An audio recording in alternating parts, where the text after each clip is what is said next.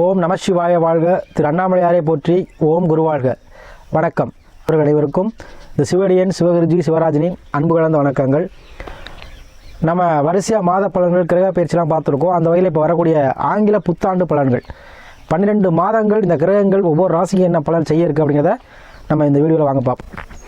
அந்த வகையில் நம்ம பார்க்கக்கூடிய ராசி ரிஷபராசி. இந்த ரிஷபராசி அன்புகளுக்கு ஆங்கில புத்தாண்டு ஒரு மிகச்சிறந்த ஒரு புத்தாண்டாக அமைப்போகுது.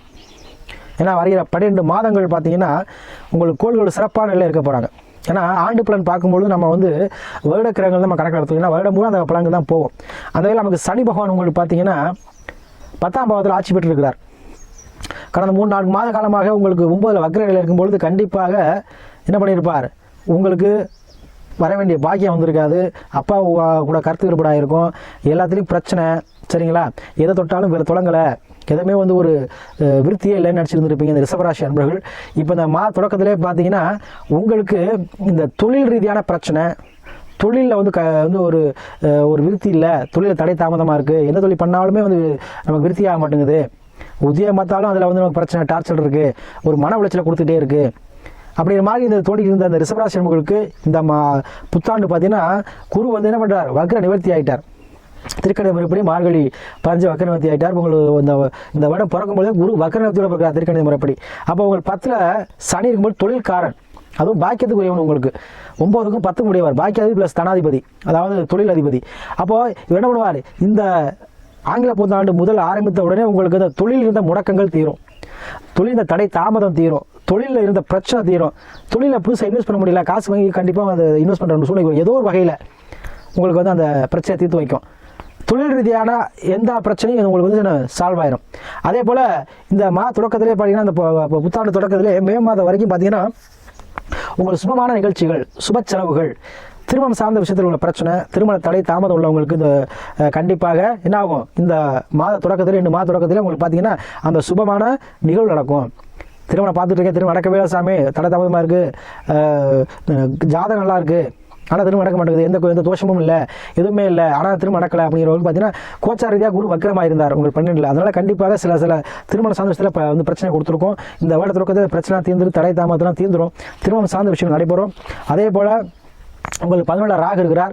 கண்டிப்பாக ராகு 11ஆம் இடம் மிக சிறப்பு. இந்த வருஷத்தில் உங்களுக்கு பார்த்தீங்கன்னா ராகு பகவான் கண்டிப்பாக என்ன பண்ணுவார், தொழில் ரீதியில் கூட்டிகிட்டு பரப்பார், தொடர்பு, வெளிநாட்டு தொடர்பை ஏற்படுத்துவார். அதே போல் ஊடகவியல் தொடர்பு ஏற்படுத்துவார், அரசியல்வாதி தொடர்பை ஏற்படுத்துவார். ஊடகம் அரசியல் ஆதாயம் கிடைக்கும், ஊடகத்தில் பிரபலமாகக்கூடிய வாய்ப்பு. ராகு தான் பார்த்தீங்கன்னா நடிப்புக்கு சொந்தக்காரன். அதே போல் ஊடகவியல் வரணும், ராகு தான் தொடர்பு வேணும். திடீர் அதிர்ஷ்டம் வரணும், ராகு தான் தொடர்பு வேணும். அப்போ திடீர் அதிர்ஷ்டம், திடீர் லாபம், திடீர் ஒரு முன்னேற்றம், இதெல்லாம் பார்த்தீங்கன்னா ஒரு காலத்தில் ரிஷபராசி கண்டிப்பாக உண்டு. சரிங்களா? உங்கள் ராசிநாதன் இந்த மாத தொடக்கத்தில் 7ல் இருக்கார். அப்போ வெற்றின பாவத்தில் இருக்கிறார். கூட்டு தொழில் பண்ணலாங்க. கூட்டு தொழில் உங்களுக்கு ஆதாயத்தை கொடுக்கும். அதே போல் பெண்கள் மூலமாக உங்களுக்கு அனுக்கிரகம் கொடுக்கும், மனைவி மூலமாக அனுக்கிரகம் கொடுக்கும், மனைவி சொத்துக்கள் மூலமாக உங்களுக்கு அனுக்கிரகம் கிடைக்கும். மனைவி உங்களுக்கு ஹெல்ப் பண்ணுவாங்க, மாமனார் மாமியார் ஹெல்ப் பண்ணுவாங்க, குடும்பத்தில் இந்த பிரச்சனை தீரும், கணவன் மனைவி இந்த பிரச்சனை தீரும். இந்த மாத தொடக்கத்திலே பார்த்தீங்கன்னா உங்களுக்கு இதெல்லாம் நடக்கும். இதை சார்ந்த மனைவி சார்ந்த விஷயங்கள் தான் நடக்கும். அதே மனுஷன் இந்த கருத்து வேறுபாடுகள் நீங்கும், பிரிஞ்சிருந்தவங்க சேருவாங்க. சரி, அதே போல் பிரிவினை டைவர்ஸ் ஆனவங்க மறுமணம் அடையக்கூடிய வாய்ப்புகளை இந்த ரிஷபராசி என்பது கொடுக்கும். பொதுவாக ரிஷபராசி என்பது பார்த்தீங்கன்னா கடவுள் இருக்கக்கூடியவங்க, நகைச்சுவாக பேசக்கூடியவர்கள், எப்பவும் புண்ணையோடு இருக்கக்கூடியவங்க, மற்றவை கவர்ந்திருக்கும் பேச்சு திறமை கொண்டவங்க, சீக்கிரம் ஃப்ரெண்ட்ஷிப் ஆயிடுவாங்க. அத்தகையவர்களுக்கு இந்த ஒரு காலம் அருமையான ஒரு காலம், மகிழ்ச்சி கொண்டவங்க, அதே சுக்கிராதிக்கம் பெற்றவர்கள் இந்த ரிஷபராசி என்பவர்கள். இவருக்கு ஒரு யோகாதிபதி சனி பகவான். யோகாதிபதி இனி தொழில் மூலம் உங்களுக்கு யோகத்தை கொடுப்பார் இந்த ஒரு காலம். அது கூட ப்ளஸ் ராகு இருக்கார். அப்போ தொழில்காரன் ப்ளஸ் ராகு, மிகப்பெரிய பணத்துக்கு சொந்தக்காரன் ராகு. அதாவது திடீர் அதிர்ஷ்டம், திடீர் லாபம், திடீர் லாட்ரி யோகம், பெரிய பெரிய மாடி வீடு கட்டுறது, ஹோட்டல், ஒரு சின்ன கடை ஹோட்டல் வச்சுருப்பார். பார்த்தீங்கன்னா ஒரு வருஷத்துலேயே பார்த்தீங்கன்னா பெரிய அளவுக்கு ஹோட்டல் வச்சுருவார்.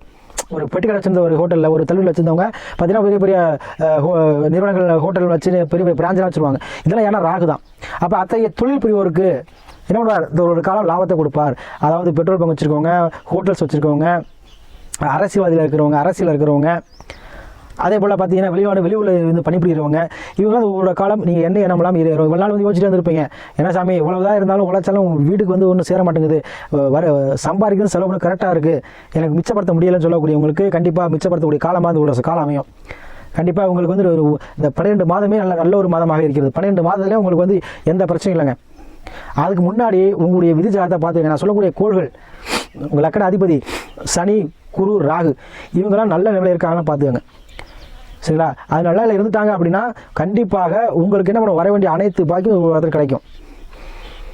ஏன் பொதுவாக பார்த்தீங்கன்னா பாசிட்டிவாக திங்க் பண்ணக்கூடிய தன்மையை கொடுக்குங்க. பொதுவாகவே இந்த சுக்கிராதிக்கம் மற்றவங்க பாசிட்டிவாக திங்க் பண்ணுவாங்க. அதில் இந்த சுபக்கிரக தொடர்பு சுக்கிரன் ப்ளஸ் குரு ப்ளஸ் புதன், தனித்த புதன் இவங்கெல்லாம் தொடர்பு பெற்று இருந்தாங்க அவங்க ஜாதகத்தில் அப்படின்னா அவர் பார்த்து விட்டு கொடுத்து போயிடுவார். எல்லாத்தையுமே என்ன பண்ணுவார், எல்லாத்தையுமே ஒரு பாசிட்டிவ் மைண்டாக எடுத்துக்குவார். எல்லாத்தையுமே என்ன பண்ணுவார், எது நடந்தாலும் நமக்கு நல்லது நடக்கும் அப்படிங்கிற தன்மை கொடுக்கும். அப்போ விதி ஜாதகத்தில் உங்கள் கிரக சேர்க்கை எப்படின்னு பார்த்துக்கங்க. அதுக்கேற்ற உங்களுடைய செயலை தொடங்குங்க, ஆலோசனை பெற்று தொடங்கினா உங்களுக்கு எல்லாமே நல்லதாக இருக்கும்.